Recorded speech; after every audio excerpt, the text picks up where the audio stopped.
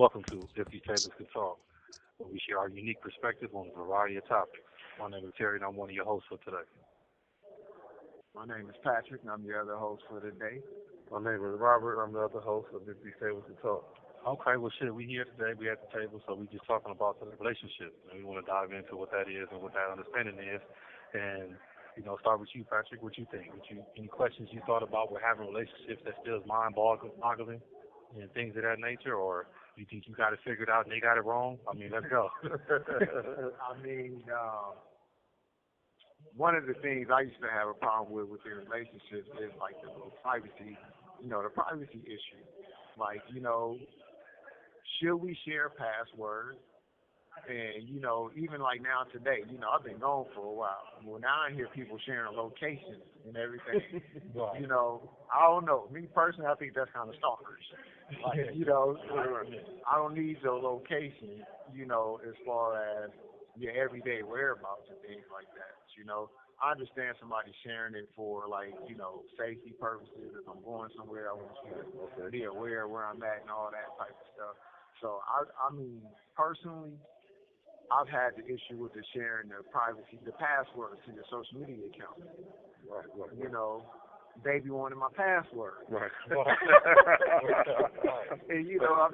I'm like, to me, that was kind of like an invasion of privacy. Do you think that she wanted your password because she thought she was cheating, or she wanted your password for selfish reasons, so later on down the line, or you think it was something immediate? Man, look, it was both. She wanted to make sure I wasn't cheated, I wasn't going to cheat, wasn't cheating, wanted to see who all I've been talking to, how many women on my line, and to me, like I say, that was invasion. If you're going to trust me to do the right thing, you're going to trust me to do the right thing. But I do believe trust is the biggest foundation of a relationship. And so I shouldn't have to, I might want to go off and watch some crazy shit or something. Like, I don't want you all in my business like that, Right. I don't want you, all up in it all like that, you understand what I'm saying? Like, I do feel like it should be some type of privacy had on both parts though. Right. Because I don't want her password. Like, I got to trust you for that too. Right. Like, that's your little sanctuary. That's where you go to do your thing. That's your little privacy. So, I just wanted to see, what do y'all feel on? Was I wrong? Would y'all give up the password? Do you want her password? Like, how do you feel about that? I believe personally, the foundation and the core of a whole relationship is trust. And if a woman is not trusting of you, she needs to know your password and your location, then the relationship is doomed. Because there's always going to be drama. It's always going to be mishaps and misfortunes in the relationship. And so for me personally, I don't believe in that. That's just my personal belief. I don't believe that a woman should have. So if she asks you for the password, what you tell her? No. It's just a no, because at the end of the day, I don't want yours, you don't want mine, and we can't trust each other while we're together. I should be able to leave without my woman worrying about me going out and looking for something else. If it's good at home, I don't need it nowhere else. You see what I'm saying? So what type of where is there privacy that should be had in a relationship? Like what is the boundary? Like, where is it to where it's like some things I have to know? Like, is there something that, like, where's that boundary at? Like, the password is that one thing. Is there something else that you can think of to where it's like, this is just me? Well, my finances, we can, because at the end of the day, I should be able to have you shouldn't have to know everything about each other. You know what I'm saying? But a lot of people's ideology is that if you're in a relationship, if you don't have nothing to hide, then you should. This call and your telephone number will be monitored and recorded. So me personally, what I'm saying, it depends on who I'm with. Me personally, I haven't had the opportunity to meet that right one yet. So maybe things might change. My ideology might change in the near future. Right. No. Sure. So Terry, what about you, man? Like, how you feel about the privacy issue, man? I think it's needed. I think it's warranted. But I also think it's limited in scope.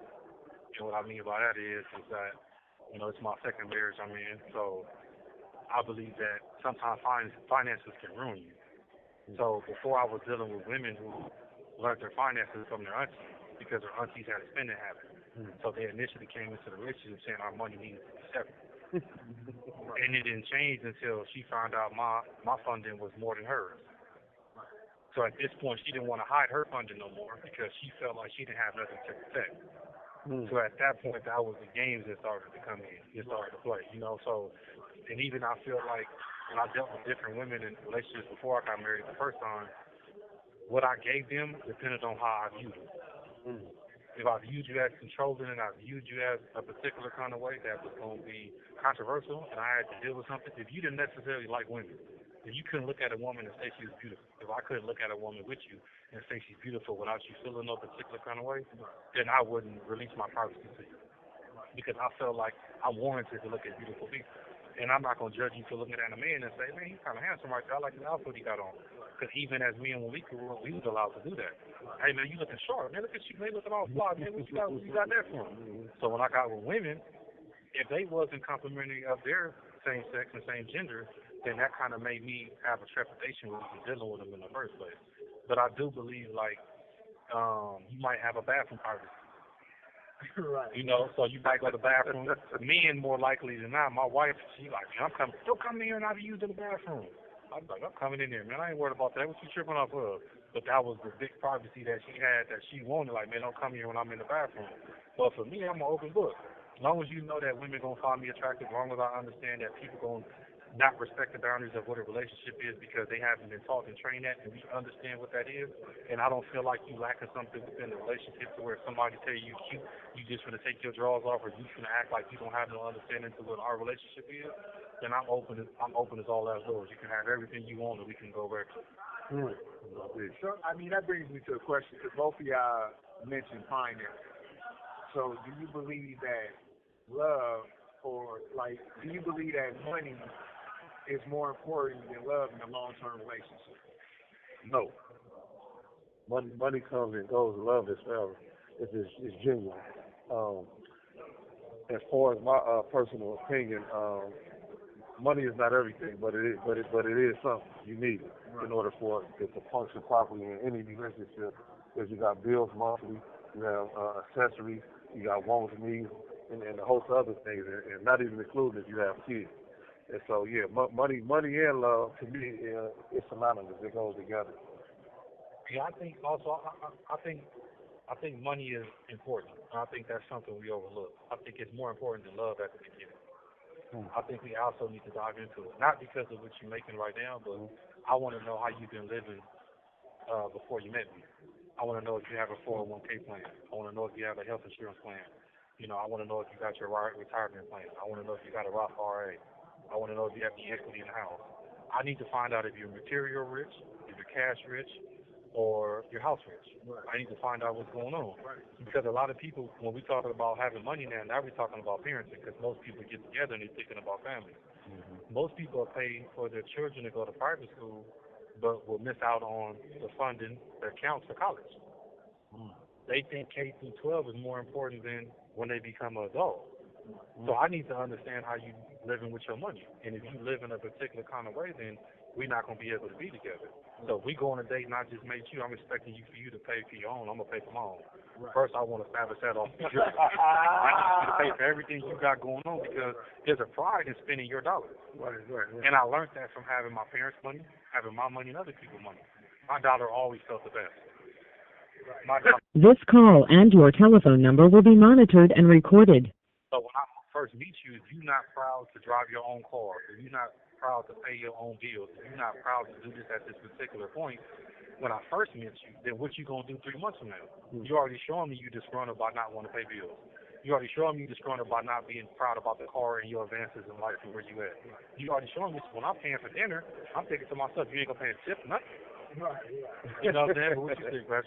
Hey, no, I think I'm a co-sign on what you just said, man, because I've been in a situation where money destroyed love. Right. You know, like, you know, I was in love with a person, and based off their financial habits, we fell out of love. Right. You know, because just like how you were saying, I was thinking about generational wealth. I was trying to establish a foundation up under our feet for the long term, whether it be stock, you know, bonds, crypto, credit, things of that nature. Like, you know, and my counterpart wasn't interested in that at all. And, you know, it started to turn me off in a certain way, and then I couldn't think about longevity no more with you.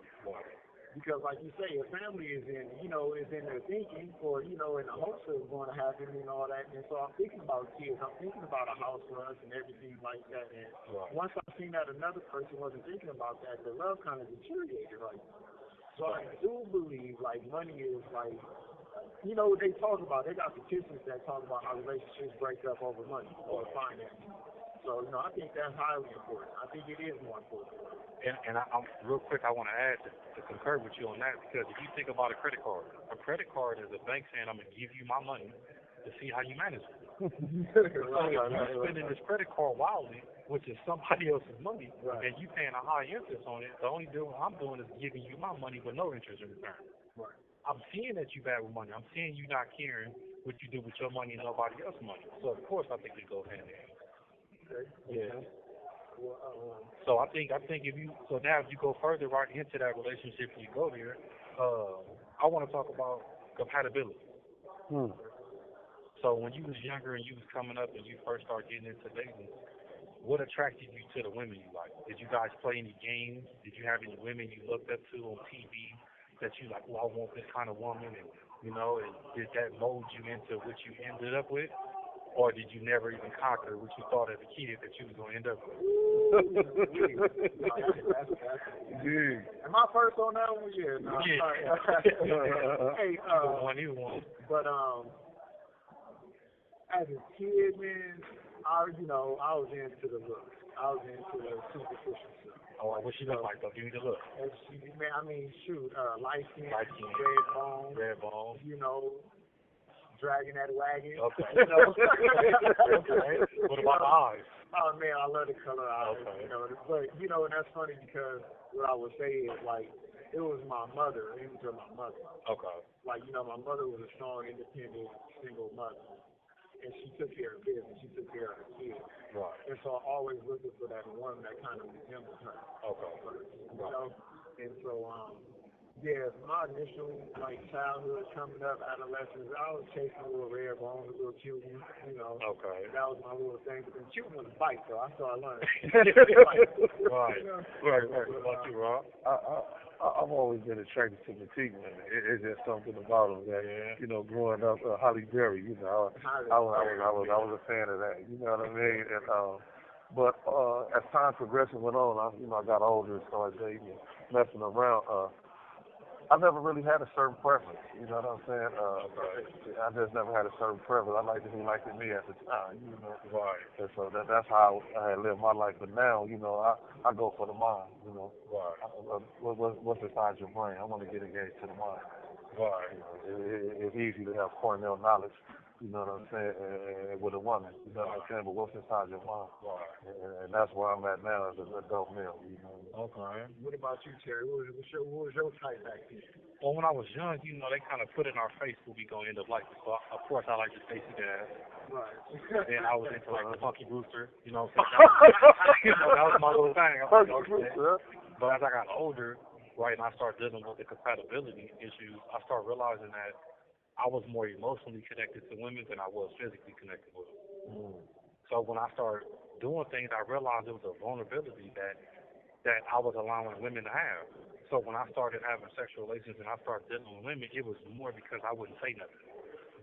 So they would actually attract You have 60 seconds remaining. and being with me with the hopes of being with somebody else because they didn't want to be vulnerable without the makeup, without the hair, not being, you know, experienced in certain manners. So that helped me, you know, keep all these people. And then I was like, I'm sleeping with 4 or 5 women, like, all because they're vulnerable and they know I'm not going to say nothing to nobody. Right. So I realized I was more emotionally bound, and then while I was around them, I grew up on my mother. So now I know how to clean up, I know how to help out, I know how to give advice, I know how to be them kind of thing. You know what I'm saying? So that kind of led me into the physical aspect a little later, but, you know. Okay. And so, so we're going to continue this conversation, you know what I'm saying, and want to elaborate on this further when we come back around. All right.